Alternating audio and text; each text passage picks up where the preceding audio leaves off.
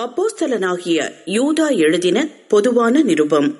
இயேசு கிறிஸ்துவினுடைய ஊழியக்காரனும் யாக்கோபினுடைய சகோதரனுமாயிருக்கிற யூதா, பிதாவாகிய தேவனாலே பரிசுத்தமாக்கப்பட்டவர்களும் இயேசு கிறிஸ்துவினாலே காக்கப்பட்டவர்களுமாகிய அழைக்கப்பட்டவர்களுக்கு எழுதுகிறதாவது: உங்களுக்கு இரக்கமும் சமாதானமும் அன்பும் பெருக கடவது.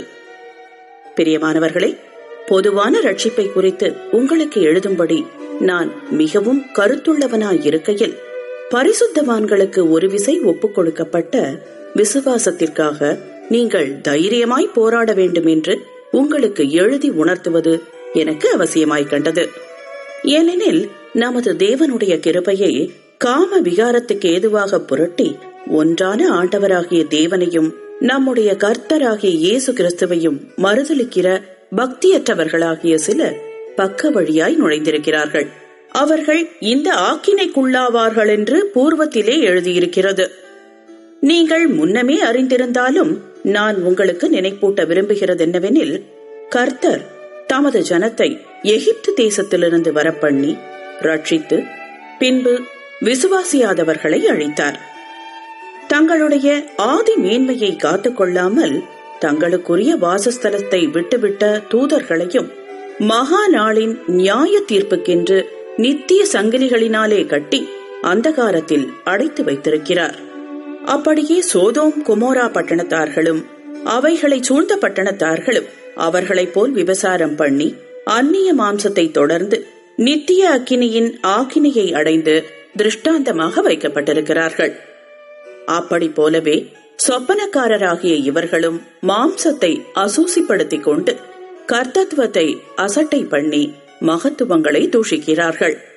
பிரதான தூதனாகிய மிகாவேல் மோசேயினுடைய சரீரத்தை குறித்து பிசாசுடனே தர்க்கித்து பேசின போது அவனை தூஷணமாய் குற்றப்படுத்த துணியாமல், கர்த்தர் உன்னை கடிந்து கொள்வாராக என்று சொன்னான். இவர்கள் தங்களுக்கு தெரியாதவைகளை தூஷிக்கிறார்கள். புத்தியில்லாத மிருகங்களைப் போல சுபாவப்படி தங்களுக்கு தெரிந்திருக்கிறவைகளாலே தங்களை கெடுத்துக் கொள்ளுகிறார்கள். இவர்களுக்கு ஐயோ! இவர்கள் காயினுடைய வழியில் நடந்து பிலேயாம் கூலிக்காக செய்த வஞ்சகத்திலே விரைந்தோடி கோரா எதிர்த்து பேசின பாவத்திற்குள்ளாகி கெட்டு போனார்கள். இவர்கள் உங்கள் அன்பின் விருந்துகளில் கரைகளாயிருந்து பயமின்றி கூட விருந்துண்டு தங்களை தாங்களே மேய்த்துக் கொள்ளுகிறார்கள்.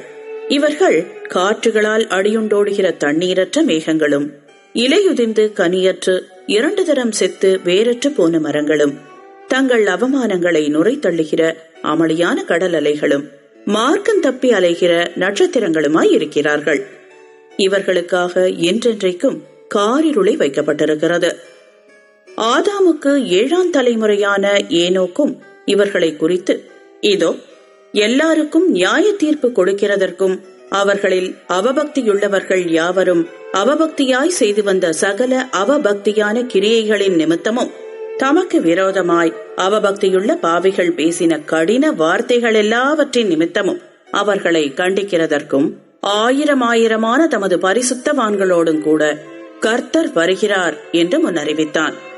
இவர்கள் முறுமுறுக்கிறவர்களும் முறையிடுகிறவர்களும் தங்கள் இச்சைகளின்படி நடக்கிறவர்களுமாயிருக்கிறார்கள். இவர்களுடைய வாய் இருமாப்பானவைகளை பேசும். தற்பொழிவுக்காக முகஸ்துதி செய்வார்கள். நீங்களோ பிரியமானவர்களே, நம்முடைய கர்த்தராகிய இயேசு கிறிஸ்துவின் அப்போஸ்தலரால் முன் சொல்லப்பட்ட வார்த்தைகளை நினைவு கூறுங்கள். கடைசி காலத்திலே தங்கள் துன்மார்க்கமான இச்சைகளின்படி நடக்கிற பரியாசக்காரர் தோன்றுவார்கள் என்று உங்களுக்கு சொன்னார்களே, இவர்கள் பிரிந்து போகிறவர்களும் ஜென்ம சுபாவத்தாரும் ஆவியில்லாதவர்களுமாமே. நீங்களோ பிரியமானவர்களே, உங்கள் மகா பரிசுத்தமான விசுவாசத்தின் மேல் உங்களை உறுதிப்படுத்திக் கொண்டு பரிசுத்த ஆவிக்குள் ஜெபம் பண்ணி தேவனுடைய அன்பிலே உங்களை காத்துக்கொண்டு நித்திய ஜீவனுக்கேதுவாக நம்முடைய கர்த்தராகிய இயேசு கிறிஸ்துவினுடைய இரக்கத்தை பெற காத்திருங்கள். அல்லாமலும் நீங்கள் பகுத்தறிவுள்ளவர்களாயிருந்து சிலருக்கு இரக்கம் பாராட்டி சிலரை அக்கினியிலிருந்து இழுத்துவிட்டு பயத்தோடே ரட்சித்து மாம்சத்தால் கரைபட்டிருக்கிற வஸ்திரத்தையும் வெறுத்து தள்ளுங்கள். வழுவாதபடி உங்களை காக்கவும் தமது மகிமையுள்ள சன்னிதானத்திலே மிகுந்த மகிழ்ச்சியோடே உங்களை மாசற்றவர்களாய் நிறுத்தவும் வல்லமையுள்ளவரும் தாம் ஒருவரே ஞானமுள்ளவருமாகிய நம்முடைய இரட்சகரான தேவனுக்கு கனமும் மகத்துவமும் வல்லமையும் அதிகாரமும் இப்பொழுதும் எப்பொழுதும் உண்டாவதாக. ஆமென்.